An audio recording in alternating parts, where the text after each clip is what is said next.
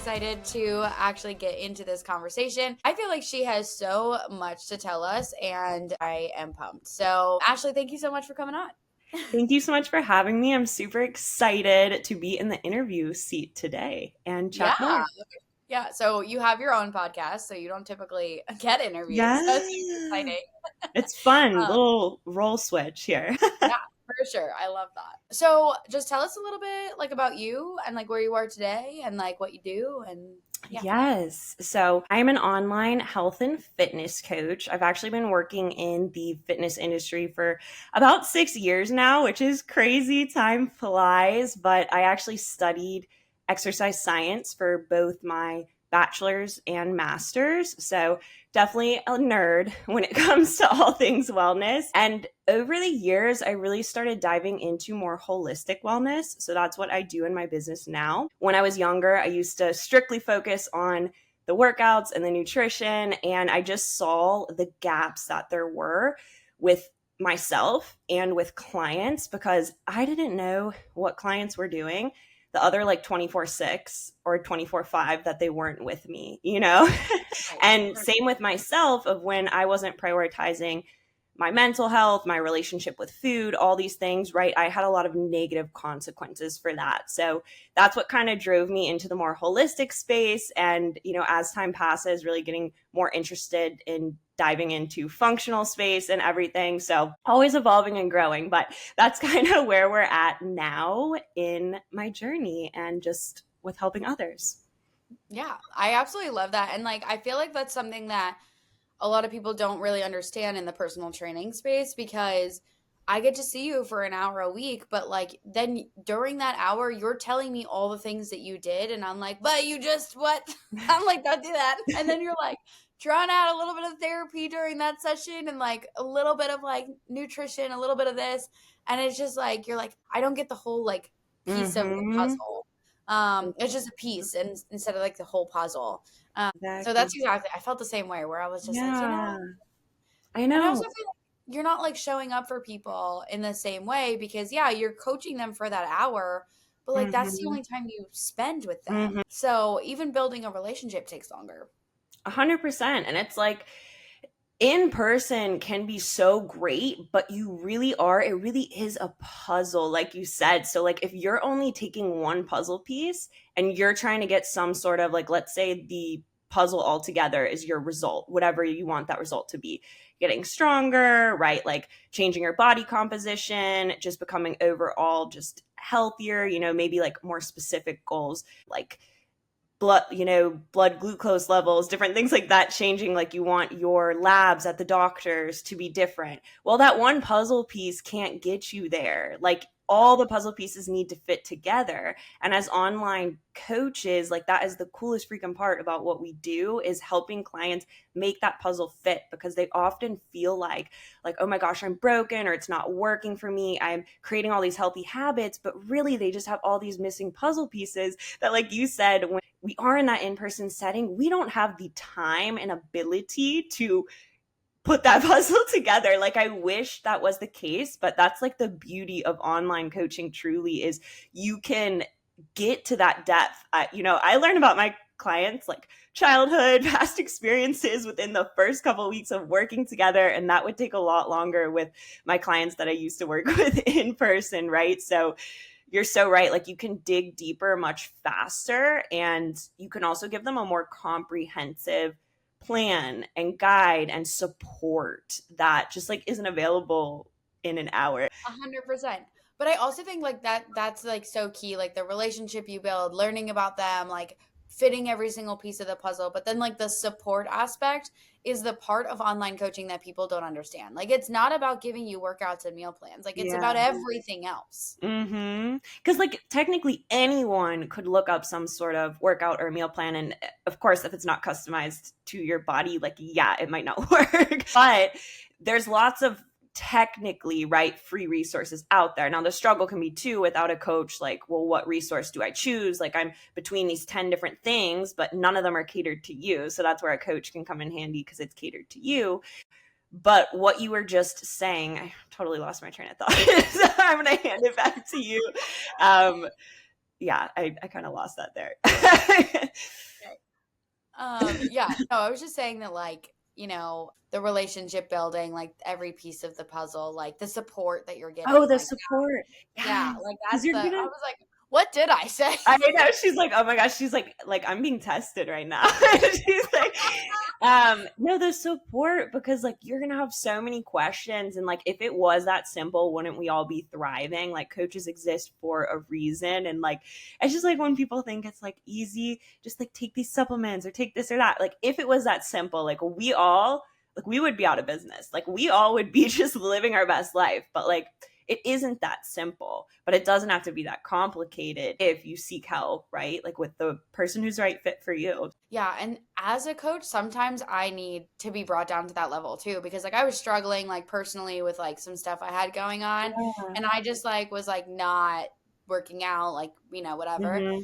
And I was like telling my coach, I'm like, well, I just don't want to like bother you. I don't want to like, I can't Yes. commit to doing these things, blah, blah, blah. And he was like, well, you invested in me as a coach. Like, let me coach Hmm. you. Like, let me help you get Hmm. through. And I'm like, I guess. And I so I'm like, know. right. Like, that's literally what I preach to people. And I have to follow my own practice.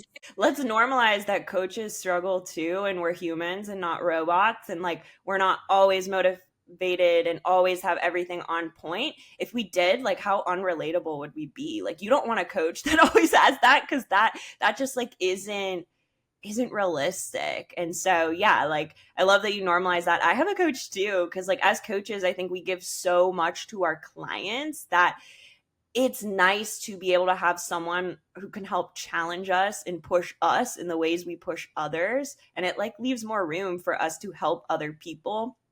And hard seasons still happen, even you, I know, have worked in this industry for quite some time too, so it's like no matter how long, like we can always be learning, evolving, growing, challenging ourselves, and different seasons demand different versions of us. That's what I always talk to my clients about. So yeah, it's funny, we can sometimes fall into those same traps, because that communication in those tough seasons. But that's the best thing you can do, is communicate with Yeah. your coach, with someone who can help support you in those times, for sure. Yeah, absolutely. I love that. So I know you hired a coach, and I do want to get to that because I'm so curious, like, or I want to talk about that transition for you. But Yeah. I think it's important to talk about the background. So I know Yeah. you grew up as a twin, and as a twin, you started feeling really like you started feeling the effects of like what you looked like psychologically. Hmm. Talk to us a little bit about that experience. Yes, I'm so glad you bring this up. It's so funny because I never would have thought when I was younger that actually being a twin influenced so much of my life path as I got older. And this would be something actually that I like share a lot when talking about my journey, especially now, because everything in childhood and adolescence really is what shapes the way we act as adults, and the different struggles, joys we experience. It affects everything, and it's really not talked about enough. And it's funny, like looking back, I can see clearly now, but back then I obviously didn't understand that these were like the causes of a lot of my pain per se. So I grew up with a twin sister. Our body types were drastically different. She was very, very petite, and I just wasn't. I had a lot more body fat on me, and my brother was actually pretty petite's the a bad word, but he was also just like he was lean. He was lean. That's a better word for him. And so for me, like I felt like, kind of the ugly duckling, to be, blunt about it. I would, come home crying to my mom about just like, why can't I look like my sister? Why can't I be like lean like my siblings? And I just like thought something was so wrong with me. I think growing up, as a lot of you listening, whatever generation you're in, like every generation has their pain points with body image, and society makes it difficult as women. Just being a woman's difficult in society as is, but as millennial women, right, like we really grew up in the skinny era where like everyone wanted to be thin. Strong was not a freaking thing back then. I'm glad it's normalizing now, and now Gen Z has to deal with social media. Like thank the good Lord we did not have social media yet, like until like social media used to be so different than it is now. Like for anyone listening who's a Gen Zer, like oh my gosh, Facebook like came to be popular when I was like in high school, and like Instagram had just come out. You'd like post a pic of your sandwich. It was so Yeah. casual. And now it's like I just can't even imagine growing up with all the editing and photoshopping. So that's a whole nother story. But as millennials, we were in that skinny era. We were in that kind of like magazine tabloid era of like the celebrities being fat shamed for, being these like really, really thin individuals. So just a different time to grow up. And I actually had an authority figure in my life shame me for my body.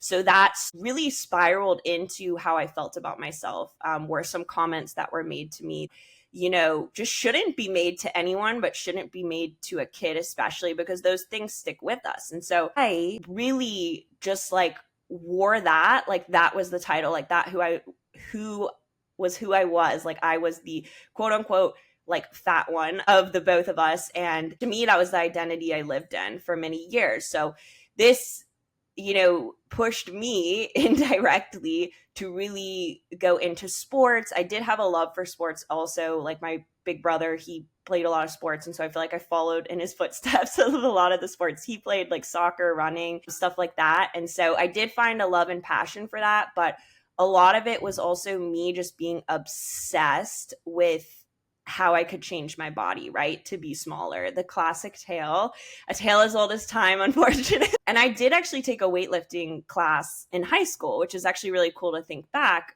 So I started getting into the weightlifting world, but I was a runner first. And so, big in running. And so when I went to college, I was just so terrified of gaining the freshman 15. This was really where everything heightened for me when it came to my disordered eating.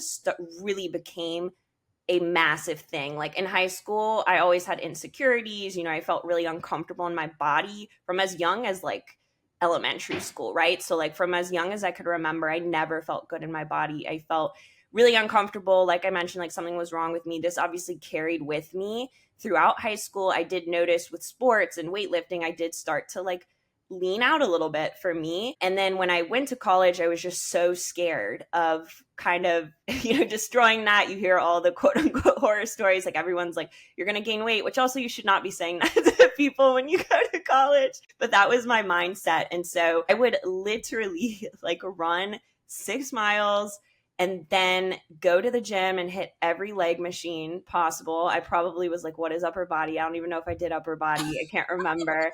Also, a tale as old as time, do upper body, ladies. That was kind of like my thing. Like I just had no purpose in or structure in my workouts. Like legitimately just going hard was the motto. If I didn't feel like I was on death's doorstep, like go, like you didn't work hard enough today. You know what I mean? I would binge eat literally every health food, which sounds so hilarious. Like when you hear binge eating, you think like, oh, like unhealthy foods. Like, no, I would binge because I was never full because I wasn't getting enough fuel. So I was like always hungry. I would like then eat an apple and these like healthy snacks I would buy and I would still be starving. And so then I would eat like whatever healthy snack I bought, I'd eat like the entire bag. And it's just so funny looking back at that because I didn't even realize like I had such a problem. And that actually, I think in hindsight, was a lot of what led me to binge drinking too, because my body was not getting enough fuel. And there were probably like multiple reasons that I went down that kind of path, but I think I was trying to fill this void of like I was super anxious because I wasn't getting enough fuel. I was overtraining. So all these things I can see now that was like negatively hindering or negatively impacting my mental health and my physical health. But I had, abs and my abs showing and I had all these things. And so, to me, like that's all I could see was like the results I was getting, not the problems I was having, just because they were normal to me. Like I would go to the grocery store and spend like 2 hours. I'm not even kidding you, like 2 hours looking at labels and like having something I wanted to buy and then something I thought was that I should buy. And I would stare at it for like 20 to 30 minutes and then put back the thing I wanted to buy, which makes me want to cry. I'm going to cry right now. And then I would buy the thing that I thought I should buy, right? So I had really, really negative mindset with food, like literally would not season my chicken, just straight bland ass chicken, like bland ass chicken, vegetable medley, like the back of my hand, roasted, baked in the oven, like All I ate oatmeal for breakfast, no protein at breakfast. Don't even get me started with that now that I know what I know. Yeah, it's just crazy. I would do the most crazy things, and everyone knew me as like that runner girl or that girl who, like the healthy girl. So like I feel like in college I started also getting a lot of praise. People are like, you're so disciplined and like you look so good and all these things. And so that just reiterated that I should be doing this. Like, this is a great thing. And so this kind of carried with me through college. And I did actually study exercise science, which is very ironic because you're like, wow, this girl who's learning. But in class, like for me, because I was living and breathing my major, it made me like more obsessive because I also started working at the gym. So I was working at the gym, I was studying it, and I took everything way too literal. Like our nutrition classes, like I literally took everything by the book of like, okay, like it almost in a sense kind of made my relationship with food worse at the time because I just was so blinded by, I don't know, like this obsession. And, I would never tell, even in the past, a client the things that I did for myself. I would have never pushed on a client. So it was a really weird dynamic in that sense. Like, I just felt invincible, to be honest. I felt invincible and like I was just going and I was doing quote unquote all the right things. And so I ended up going for my master's after college, after I graduated. I ended up getting hired there and moved to Tennessee and started living there. And when I started my master's, I did have a lot of growth. My relationship with food, in a sense, did get a lot better. I started eating a lot more protein. I started, really increasing my knowledge in a lot of areas, having more structured workouts, really understanding what I was fully doing to a deeper degree. Like I felt like I grew a lot professionally, but the obsession was still there. And actually, when I was in grad school is when I hit, like, I guess you could say, the peak of my fitness in a sense, because fitness is different than being healthy. And I do want to differentiate that because just because you think someone's fit doesn't mean they're healthy. And Right. so I was fit. Now I'm holistically healthy, which I wasn't then and I couldn't see. Amongst all this time in college as well, I had like lost my period from under eating so much. Like there were all these different effects. I had like a lot of brain fog. To be honest, I just thought these were things that, like, because I had dealt with them most of my life from my habits, I thought it was just who I was. Like I Right. thought at times I was just stupid. My mind would go blank, which sounds crazy now because I'm like, oh my gosh, like, if anyone does experience these symptoms, I want you to know there's a better life out there. You just don't know it yet because you haven't experienced it yet, but there are better things. And so since I had never experienced those better things, I didn't know. And in grad school, I really thought, I'm thriving. Like I'm living my best life. Like I had definitely put on a lot of muscle mass, but I had probably the least amount of fat mass on my body I had had. And so, of course, that got even more attention, which was also just as someone who seeked that external validation, because from a young age, me being told, by this authority figure, these unkind things about my body, of course, I was seeking external validation. If people are going to tell me my body looks good, right? I'm trying to heal my inner child, not in a healthy way, but to me that was like healing. Like, okay, like you think my body looks good, so like, this is what I've always wanted, type of thing. So it wasn't even about me so much. It was always about what are other people thinking. Like I couldn't go anywhere without thinking like, are my abs like showing enough? Like what do people think of my body? Like does anyone like think I look fat from this angle, right? So like these were the type of thoughts that consumed me, which honestly I very much kept inside. Like anyone who knows me probably would not know that these were the thoughts I were thinking because again, I thought they were normal. I did not like outwardly express these things. So yeah, so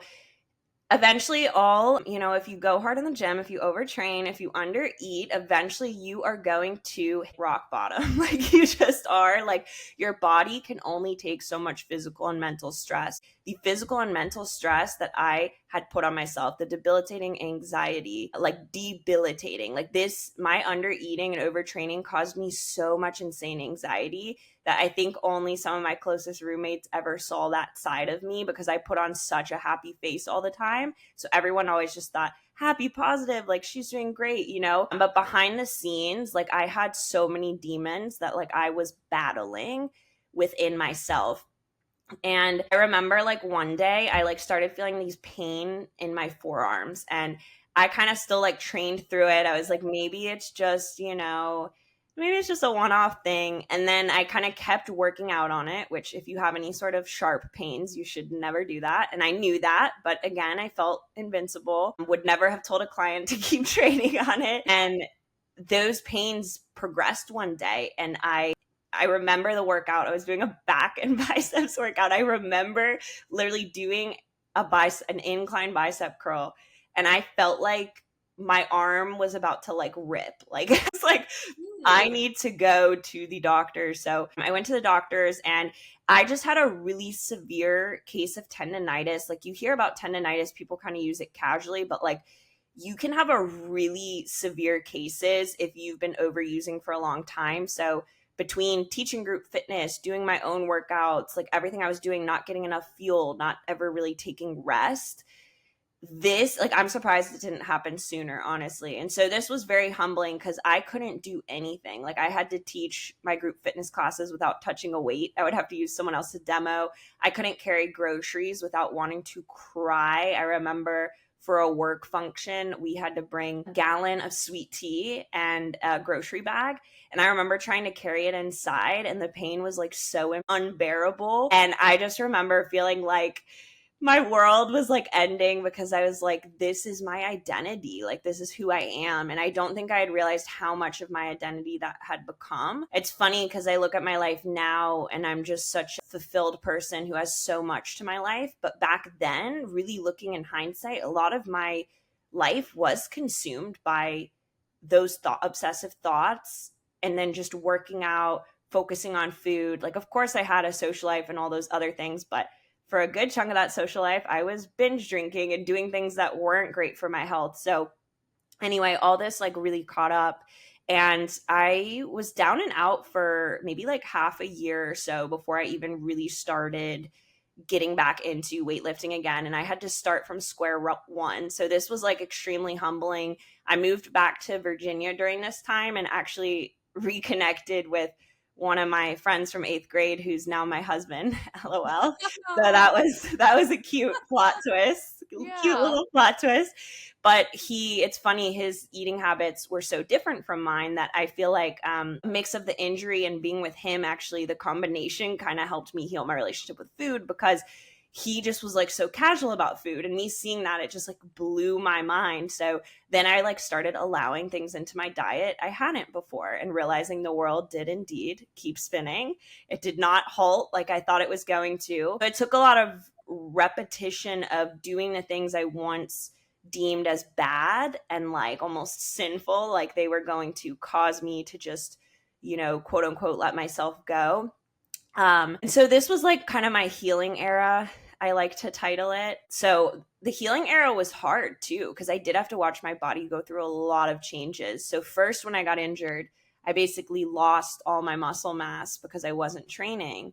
And so I literally look back on pictures, and it's so funny because back in the day I thought I was like getting quote unquote fat. And I'm like, oh my gosh, like I literally just look like skin and bones, basically. Like I barely had any muscle or fat. And it's just crazy how much I atrophied, which is just loss of muscle mass from that injury, because my body was just screaming like it couldn't do it anymore, and I wasn't giving enough fuel to keep things going. And so after that, then I started like getting a little softer, for compared to how I was before. And I think COVID actually, in an odd sense, helped, because this all happened around COVID time, because we weren't going many places, right? So like Right. I did get away from body checking so much. I got away from looking in the mirror so much. And so this was such a actually therapeutic time for me, where I really learned to love myself and be happy in my body, like not even think about my body, like body neutrality, like getting to that place of just being like grateful, and like I was falling in love, so I was so happy, all these things. And then I got to a point where I was still working in the fitness industry for all this time, so I was giving so much to my classes and I was still exercising, but I was not doing what I wanted to for me. I was doing everything for clients. I was really putting a lot of my own goals. I really didn't feel like I had goals for myself anymore. So this healing era, it was such a beautiful and necessary time, but I was like, I need to push myself in a new way, and I need to also like grow. Like, although I now like love my body and I didn't want to go back to where I had been before. I loved my mental transformation. I did want to feel better and confident again, because I do feel like I had gone to that neutral place, and I do feel like I was, at the time, I felt like I was more confident in a, you know, slightly bigger body than before, right? A bigger body. And so that was amazing. But I wanted confidence in the sense of prioritizing myself in better ways. I knew I could do more than what I was doing. Like the healing era had served its purpose, and it was time to start like challenging myself again. Right, right. But I was scared because I was like, I don't want to fall back into becoming this obsessive gym girl again. Like that was my fear. And so I actually was starting my business shortly close to this time. But before I started my business, I actually hired my online coach, Jamie Renee. Shout out. She's literally phenomenal. She's like a walking encyclopedia of just knowledge and strength gains and all the things. And I absolutely love her. But I signed up. I took the leap to sign up working with her. I was like, I feel like I need someone to guide me, because it had been a couple years post injury, but I had not really pushed myself anywhere close to where I was pre injury out of fear, right? Again, tale as old as time. Yep, And I yep. wanted to have that support. Hey, Barbell Therapy fam, I am interrupting this podcast because I want to make sure I let you know that I have roster spots open for my one-on-one coaching. This program is 110% customized specifically to you. I make a brand new workout. I do not copy and paste from any of my other clients. I work with you individually on your individual nutrition needs, from where you started to where we want to go. And I make sure that you have a plan in place that will actually get you results and be easy and sustainable for you to achieve. We're going to look at your individual body and how your body responds to things. Honestly, the amount of support that you're going to get inside of this program is going to be the game changer. From not feeling like yourself and needing personal journal prompts, routine audits, making sure that your day is structured in a way that you don't feel like you're flailing and you just have all these tasks you need to complete and you don't know when and why to complete them. I will go through every single step of the way with you to make sure that you not only have a plan that you can actually complete, but you know when and where to complete that plan, so you don't feel like you're just adrift in the day trying to meet these metrics. We are going to be best friends throughout this, and I'm telling you, it is worth it. Hop on a call with me and let's do a personalized fat loss evaluation for you, where I will give you the starting guide that we would be using inside of my program: calories, training days, cardio days, etc. I will give you that guide to get started, and we can see if you're a fit for the program. And if you're not, at least you have a basic plan that you can implement to actually hit your results. So let's get started by setting up that call, and I can't wait to meet you. Going through this kind of new season for me, because I had never been injured before. I had been blessed to not really had been injured before. And so coming back from this, I wanted someone to push me in new ways. And kind of get me back to where I was pre-injury. And so that's when I hired Jamie. And, I told her at the beginning, my biggest fear is just like, I don't want to be obsessive when it comes to, my body again. And so she like helped kind of me take my relationship with food and that healing to the next level, which was really cool. It just shows, even as professionals in the field, like me and Kate as professionals in the field, like you can still always be evolving and growing. And we've probably made a lot of the mistakes a lot of you are listening made too. And like, that's why we do what we do, because we want you to do better than we did. We want you to get to your happy place faster than we did, Yep. because it took us a long freaking time, and we don't want it to take that long for you. And so we understand the pain of those struggle points. So that's essentially, yeah, what led me to Jamie. That was extremely long winded. I am such a chatty girly. So I've, I am too. And like that is literally like the aura of this podcast. If you think about like a therapy session, you just Mhm. spill all your guts and then you like work through it, right? So Literally. that's kind of like, everything that I want is like hearing stories like yours, knowing where you started, how it kind of all came out in this like, way that then forced you into change and forced you in, Literally. yeah, like getting help and doing what you had to do. And it's not to say that like everybody needs a coach because it's Yeah. not attainable for everybody. Um, you Yeah. know, as coaches, we have to charge money, and it Yeah. is what it is. But some people really truly cannot add that into their bank account. And so that's totally okay. You don't need one, but I want to bring more stories so that people don't feel so alone and Yeah. know that there is better on the other side and just how do we get there. Oh, for Um, sure. so one thing we can definitely relate on is I also had an authority figure tell me that I mean things to my body. Yeah. Ugh. It was just so crazy because it was more so that I was already feeling these things and because I was in Yes. cheerleading. So like, cheerleading's a sport where you got to be small. Same thing as Yeah. gymnastics, like you got to be small. I was always like this big, like honestly like kind of scary skinny, like that's just who I was. And then when I hit puberty, like things changed a lot.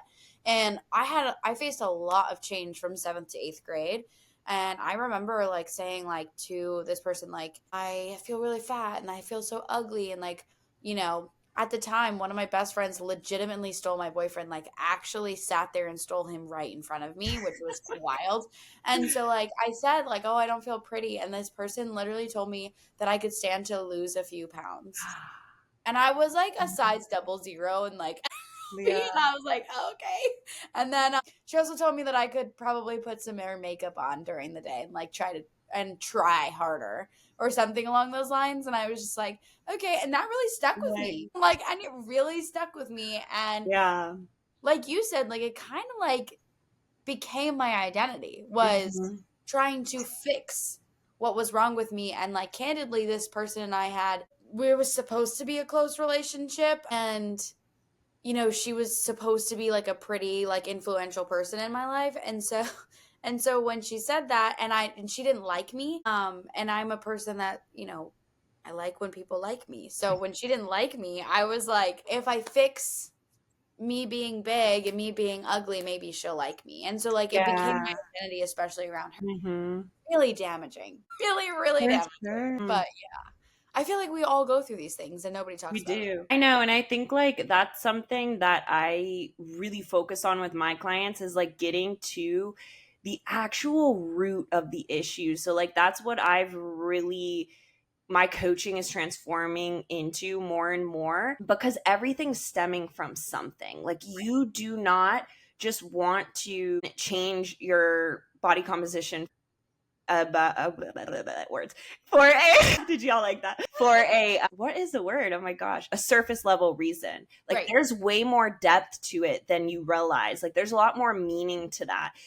For one person it could be, I want to have a healthier pregnancy and I know if I change my body composition that's going to help me get there. Or I want to be able to move around, you know what I mean, more easily and not be out of breath going up the stairs. But then there's all these, yeah, demons that we're kind of facing from our childhood that can be huge roadblocks with both ends of the spectrum, right? Whether we want to change our body composition and we're obsessive about it and we need to realize it's okay to freaking we have envisioned in our head, or the other route where maybe it's blocking us from being able to lose weight if we want to. And, you know, maybe adults in our life as a kid made it really hard for us to be able to do that. And it's something you've struggled with your whole life. Everyone has a different story, everyone has different struggles, but what we all carry is the trauma from our childhood. Now, you could have the best freaking childhood, even the best parents in the world, the best support in the world, and you're still going to have traumas. Like it doesn't matter of like any, like you don't realize how these little things can add up. And you can also, like, obviously that's what I mean by everyone's experiences are going to be different. So, but we can all relate that no matter your upbringing, you have those little micro traumas, even if it's just from society and like what society pushes on us, all these different things. And they do add up and they do influence how you do or don't take action in adulthood, right? And what you care about in adulthood. And like you said, you were like, if I am just thinner and prettier, quote unquote, like people will like me. And so now that as a kid, like this thought has formed in your head that that's what you need to do to be liked. And it's just the psychology of it is crazy. And so a lot of times the way to success, both with happiness within yourself and confidence, because confidence is separate from a physical change. You can have both, but they can coexist, but they are not, you don't take the same strategies to get both. Like the strategies you get to change your body composition are very different than the strategies you're going to take to gain confidence. Again, they can coincide. Yeah, you're not just going to become confident if you change that body comp. And so much of that inner work needs to be done in getting to the root of whatever's holding you back mentally, physically from doing these things, because you are capable of whatever changes you want, feeling happy, healthy, confident in your body, accepting your body. But like you have to understand what are your triggers, right?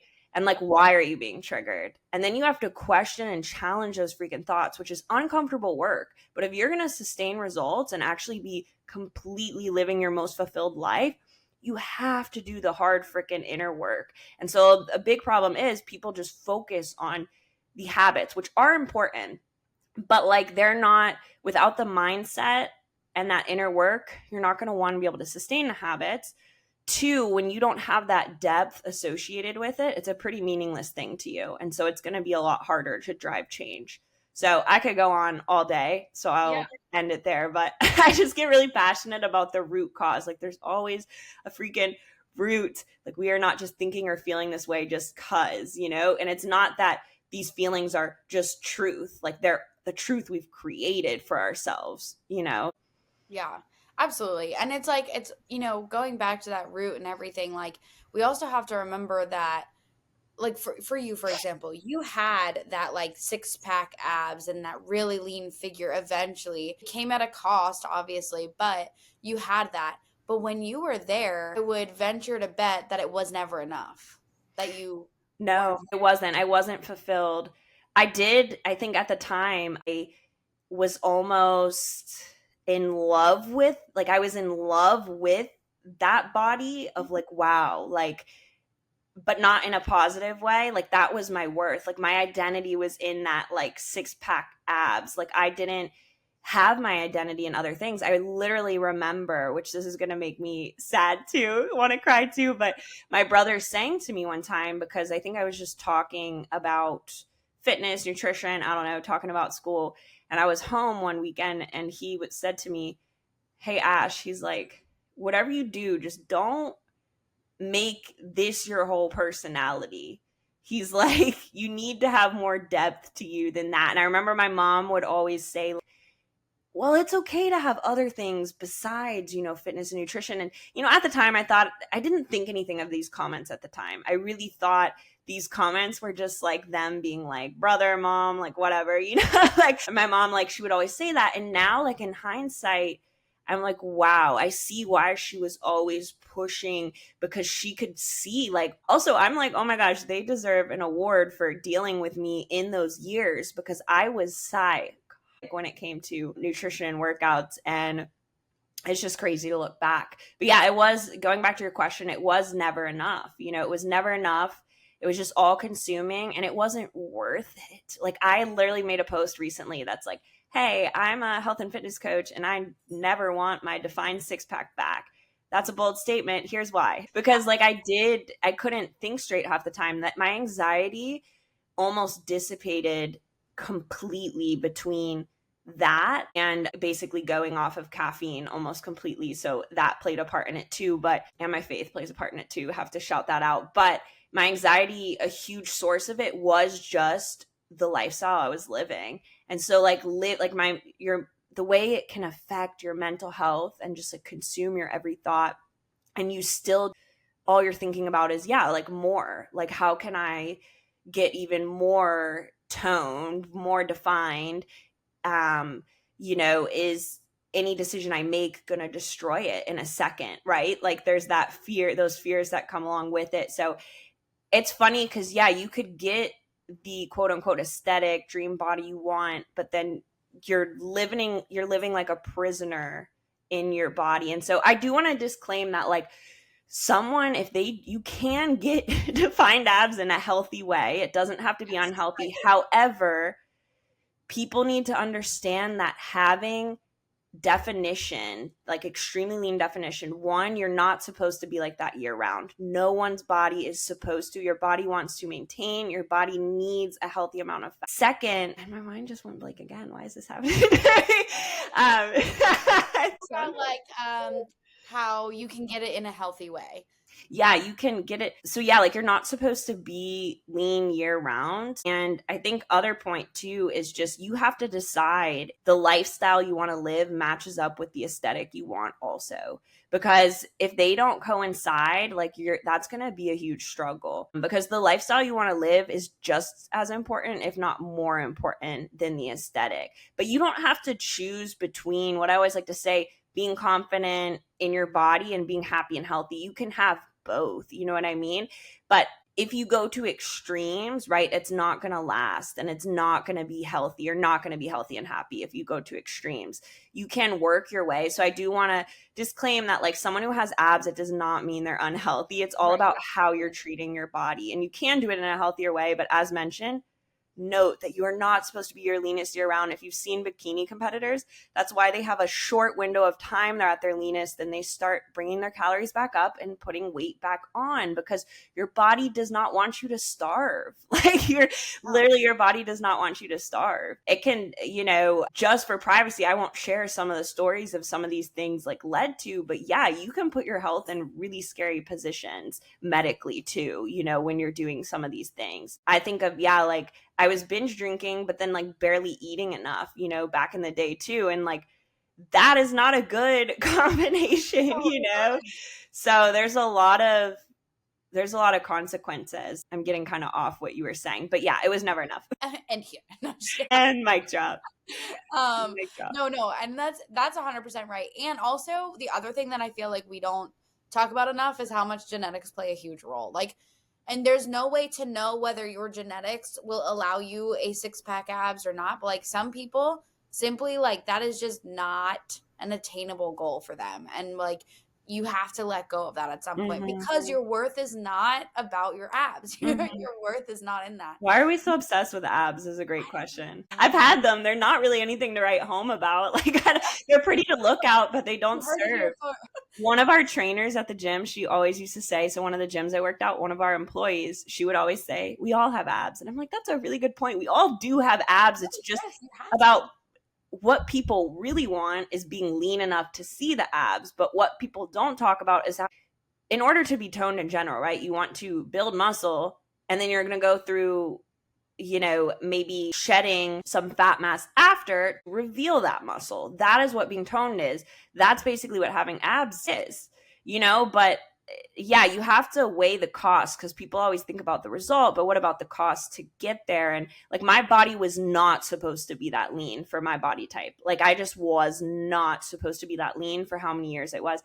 To be honest, there was a shit ton of damage after that, in that healing era, that came from that, like a shit ton of damage. Like, it took me multiple years to recover from. I'm blessed that it wasn't more than that, more than a couple years, because your body will revolt against you eventually if you're not like giving it what it needs and treating it right. And so, yeah, getting obsessed with a certain look, like, here's the thing is like, nobody's comparable. We're all unique, And so you can be the best freaking healthiest, happiest, most confident version of yourself, and that's going to look different than the person next to you. So like, our issue in society is trying to freaking look like copy paste of each other. Like, back in the day, like, people would literally be like, I want your abs, I want your butt, like all these things, like literally. And I'm like, no, you don't. Like when you could be the best version of you, like that's so much better. Like we shouldn't want to copy paste. And I think growing up with a twin, I have a really unique perspective on that because I just feel like we should not be comparing. Like, because growing up, people always compared me and my sister to each other. So nothing in me ever wanted to compare myself to others growing up because I was like, I grew up with that happening for me. I came out of the freaking womb being compared to someone else. Yeah. So I just think I have a unique perspective of like, we're so individual. Like it's not a competition. And just as women, we should be using each other to hype each other up. We can be inspired by each other's journey, but the best version of you is going to be the most beautiful thing ever, you know, not the best version of someone else. And you don't know anything about their life. Like you're just seeing the product. But like back in the day, everyone thought I was living my best life. It's only now I'm sharing all these things, right? So keep that in mind too, that seeing a picture, what is that like saying a photo has is worth 1,000 words or Yeah. something? Like Yeah.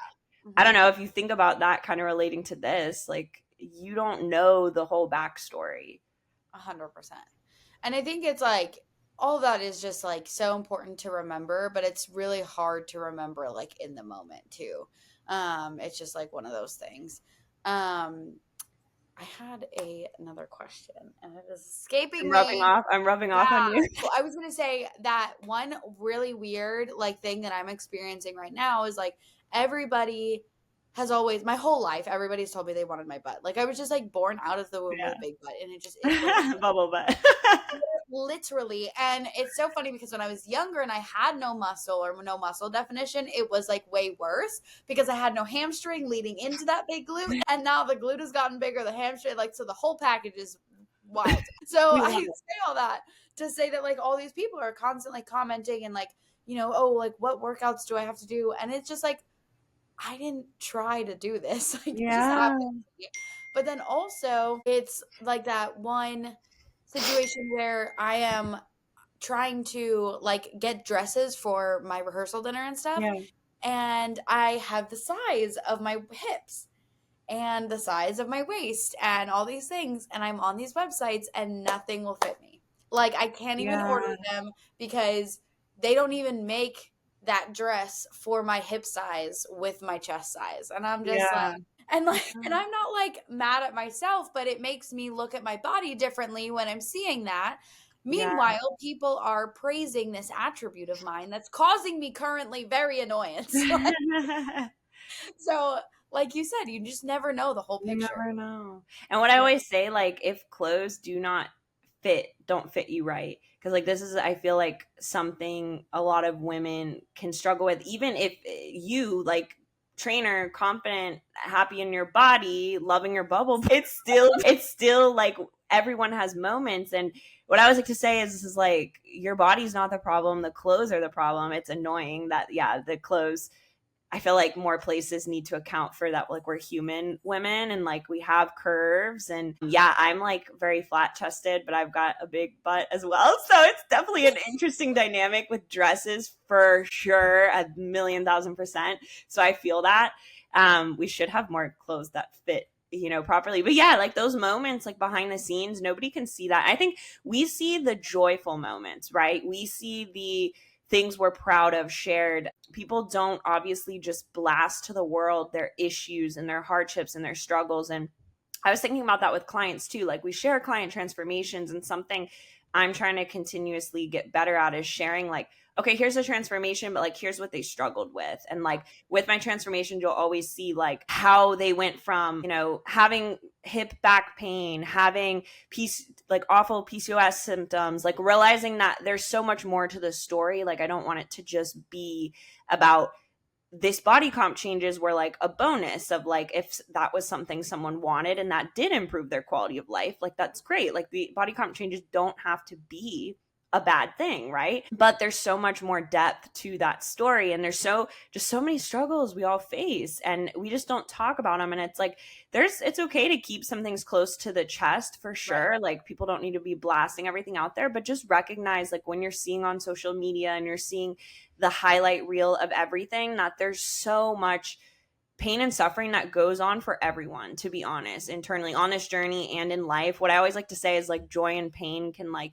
exist simultaneously. Just because you're seeing the joyful side of something or the end result or this, that, you don't know. That could have taken someone like 3 years to get to that end result, and they could have been experiencing grief throughout part of that time. They could have relapsed into bad habits in part of that time, then come out, but you don't see that part of the journey. And so just like keep in mind that it's like everyone has their stuff, everyone has their moments of insecurity, everyone has the struggles they've overcome. And just because you even see someone on the other end having overcome things, remember they still experience a lot of those hard things, or they have different things they deal with now. And so we're all just humans trying to do our best. And I feel like we need to remember that we're all humans and we're more relatable than we present to each other. 100%. And also that while yes, there are like nuances and like, I also feel like there's so much information on social media now with like hormones and gut and all of these things that everybody is now self-diagnosing that Yes. different, like you were saying, like brain fog, anxiety, like all these things, like that didn't start as a hormone issue. Yeah. It probably there because of Thank like your stuff, right? But like we didn't start there. We started because we weren't doing the basics. We weren't eating enough. We you. weren't drinking water. We were over Yes. consuming alcohol. That doesn't mean that you have a hormone or a gut or a Thank cortisol you. or holy Say it moly. louder for the people in the back. Yeah. 100%. I made a And post about this not too long ago.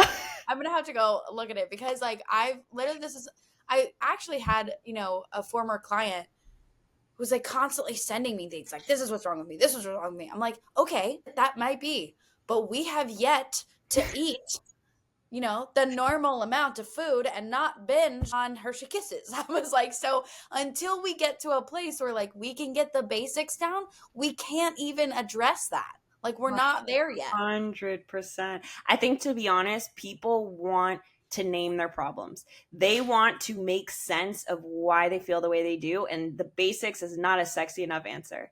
It's They're not. like, no, you know what I mean? So I think they want it to be almost something bigger because then there'd be an explanation. And a lot of women, especially, men could be potentially too, but like with women, we find often, right? They feel like they've quote unquote tried everything. They're freaking exhausted. They're tired of feeling like they're failing time after time to accomplish change. So when you're in that mindset, of course, you're going to want to diagnose, because then there might be a quote unquote more simple solution or a more direct solution. But yeah, look at the basics first. Like, people don't realize not doing the basics is what causes hormonal issues. Right. It's like a problem, result Exactly. thing. But you don't need a supplement. You just need a first. But I've had clients like that before too, where they've been like, well, it might be my hormones. And I shut that down real fast. I'm like, love you, girl. It is, I don't think it's your hormones. Let's start with this. Validating your feelings of like, yeah, like if that becomes an issue or I see something where I think it could be your hormones, like I will let you know. But let's master this first. And they're like, oh, okay.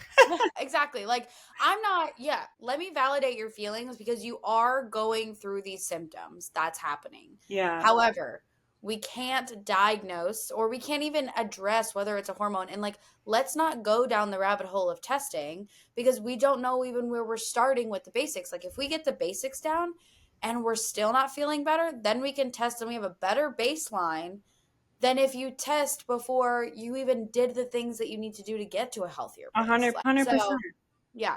So I love that, like, you talked about, like, just simply that you were under fueling and overtraining, and that was what you had to heal before we got to the rest of the stuff, right? Like, so Mm-hmm. I think that's really Oh, yeah. 100%. Like, that's what caused all the issues and all the hormonal balances and mood swing, like all sorts of different things. Whereas, yeah, like, once I started fueling enough, I was like, oh my God. And obviously, it's been a journey. It didn't happen overnight. Like, it's really hard. I know people always talk about how hard it is to eat less, but it's really freaking hard to eat more and give yourself permission to eat more. I see it all the time with a lot of the clients I work with. Like, that's a huge struggle point because they're so attached to the numbers. I'm very thankful in my obsessive era. Shockingly, I never macro tracked. I like did not. And actually, macro tracking ironically helped me heal my relationship with food. I had a very adverse experience. Like, a lot of people say it's the other way around.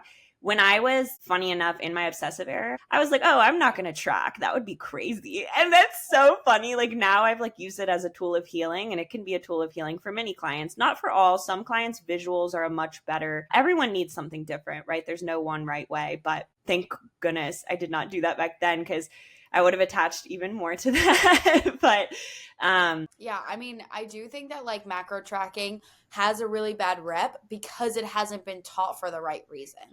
or the right way to do it. Right. People. Like we used to track calories on MyFitnessPal to make sure that we weren't overeating. Mm-hmm. And then because MyFitnessPal, and I'll just like use it, I'm just gonna throw it right under the bus. It has that like feature where it's like, oh, if you work out, you can earn more calories. So Mm-hmm. then now again, I'm cognitively thinking like, oh well, if I go work out, I can eat that 300-calorie cookie, right? Like, For sure. and so you're training your brain in a certain way. But instead, if we just use it literally as a way for us to see the data, like, okay, yeah, I went over this week because I went to a bar with some friends and I had a few drinks and an appetizer that I typically wouldn't have. Who Yeah. cares? Like, you can fit that Yeah. in, it's fine. But it's like, okay, now we know that that scale jump is probably attributed to that. So once we get right back into routine, maybe it'll come back down and we'll be good. Or like, hey, we're eating around this calorie range averagely. If we want to lose a little bit of weight based on this, we might need to bump it down a little bit to account for some of these spikes that you're getting. Yeah. Like For there's sure. so many ways that it doesn't have to be restrictive Mm-hmm. and healing, like you said. Yeah, well, and like I think people do it in such a robotic way. Like they take auto-generated numbers and slap them in, and they're like, "These are my numbers," and it's like that does not account for your body, your genetics. Like that is literally like, yes, the calculations can, if you have the correct calculations, that can be a great starting point. But that is where I feel like working with a coach when it comes to macros, because they can be really tricky. Like you need to tune into your biofeedback. You need to, get to know your hunger levels. It's so much beyond just that, because your body's going to adapt to your lifestyle. So like your hunger levels, everything, they aren't going to be normalized, and none of it's going to be intuitive. Like you have to learn how to become intuitive, which does take multiple skill sets, right? Because like knowing what to eat is a different skill set than knowing how to eat, I guess is a good way to put it. Right. And it really is just so individualized, and preference matters. So like it's not just about strategy, it's also about preference. Like they do have to work hand in hand, and there's just like a lot of factors that, like, you download an app, it's not going to tell you any of that shit. It's a free app. Like Yeah. it's free for a reason, right? Like it's not actually giving you any education or understanding, which I think is also part of the problem. So like women just like obsess, they stick to a number, but it's like you don't even understand like what those numbers mean.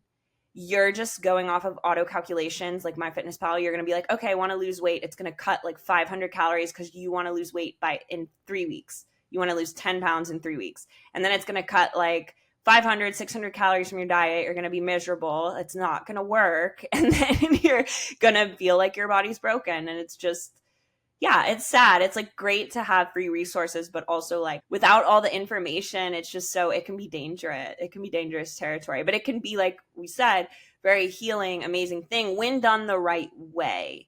Because Right. there are certain things where, like, if you do it the right way, you're going to save yourself a lot of confusion, a lot of frustration, a lot of like mental health, like crisis, like Yeah, crises. exactly. Like, Exactly. yeah. No, that's amazing. Okay, so I guess give us like three tangible things that you're like, this is what you like, homework assignments or whatever you want to call it. Uh-huh. That you're like, this is what all of my clients do that are successful, or that I teach my clients to do, or that I did to, get to a better place. Like, what are three tangible things people can start working on today? Yeah, that's actually a really great question. So, first one is going to be like, it should come no surprise after this conversation. Get to the root of the issues you're having.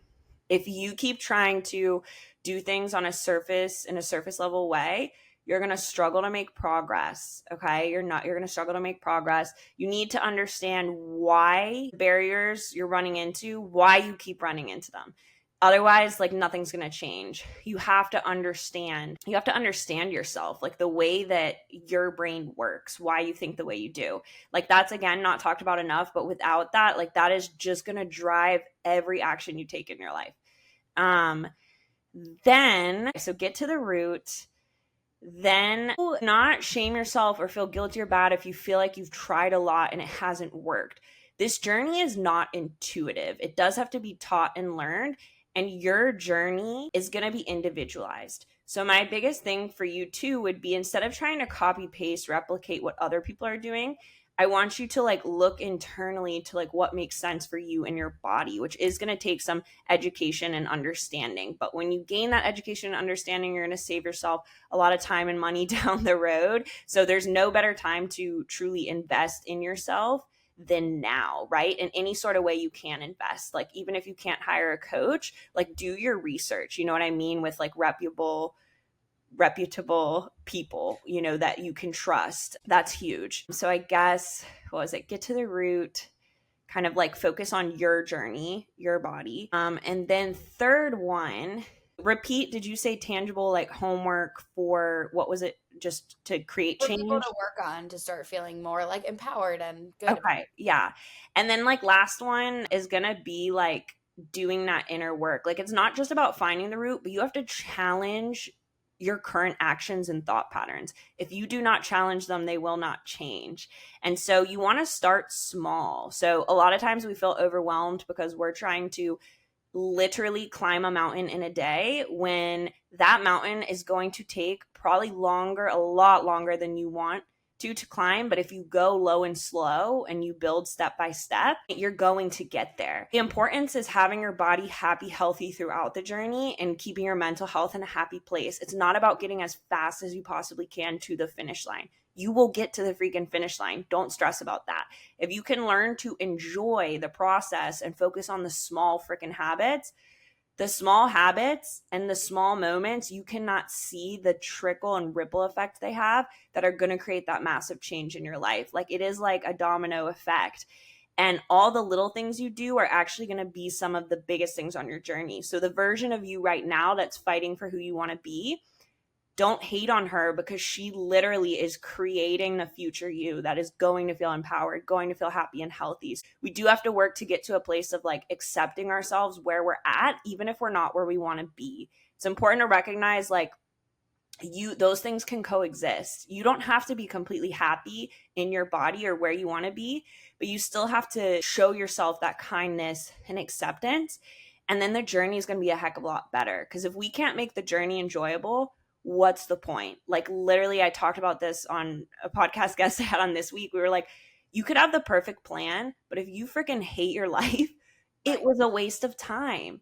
So you need to like account for your preference in there too. And I know that was like 60 things, not like 3 things, but biggest things, get to the root, challenge the thoughts and actions, like do that inner work, like including your preference, learning how to enjoy the journey. Like, that's all kind of connected. And then the other one in the middle there, what was it? I actually forget what I said. Focus on your journey.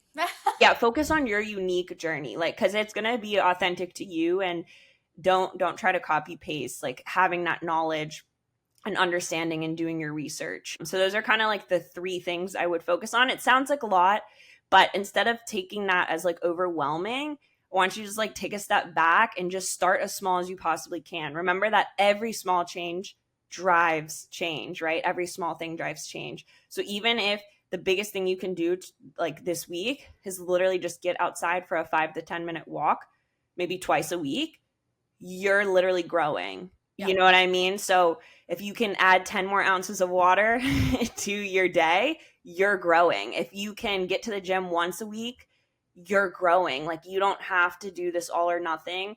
And you're going to feel so much more successful and encouraged if you start in a place where you feel competent and confident and confident. So if you start too high, you're not going to feel confident. You're not going to feel competent. If you start too low, you're not going to be challenged. You have to find that sweet spot in the middle that you can build. And that just all starts with tiny actions. Yeah, absolutely. I love that. Okay, so then one last question would be, I am a power lifter in current Ooh, hiatus, I guess, but very I've cool. been a power lifter. So I always need to ask this question. Would you fuck, marry, or kill squat, bench, deadlift? Oh my gosh, I love this question. Okay. Oh, this is easy. Okay. I would marry bench because I love bench. That's my favorite. I would fuck deadlift for sure because we love a deadlift, and I would kill squat. I, you 100%. are the first person that has the same answers as me. How do, if anyone would marry or fuck squat, like, I'm sorry, what? Like, So many people like to say, I, I'm like, why? yeah, squats are a love hate. Love hinges, love bench, love, love any sort of pushing movements. Could marry all day. Yeah, that's a great question. That's a really fun one. Yeah, I was just like, how do I have fun at the end of this podcast? I Get love to know that. my personality in the I gym. do love that. Yeah, Awesome. that is Okay. so funny. Well, it's been so amazing. This conversation is going to bring so much value to everybody. So I really, really appreciate you being open, vulnerable, and telling us all the things. But I want to recognize you. So let us know where we can find you on Instagram, all the socials, and then also your podcast. Yes, thank you so much for having me on. I really appreciate it. This was so much fun, and I feel like we got so deep. We covered on so many different topics. So I do hope that everyone listening, you can take something from this today. But thank you so much for having me on, Kate. Yes, you can find me on Instagram at empowered_with_Ash. That's the only social media. And my podcast is just the Empowered with Ash podcast. So we keep it really simple. So yeah, the Empowered with Ash podcast. It's on Spotify and Apple. So those are the places you can reach me. I'm hoping to get on YouTube with my podcast soon, but Insta and Spotify and Apple are the places to find me for now. Thank you so much. Thank you. I hope you enjoyed today's episode. Don't forget to like, comment, review, whatever you want to do on here so we can get these stories out to more people and help the masses. Thank you so much for tuning in, and I'll catch you next time.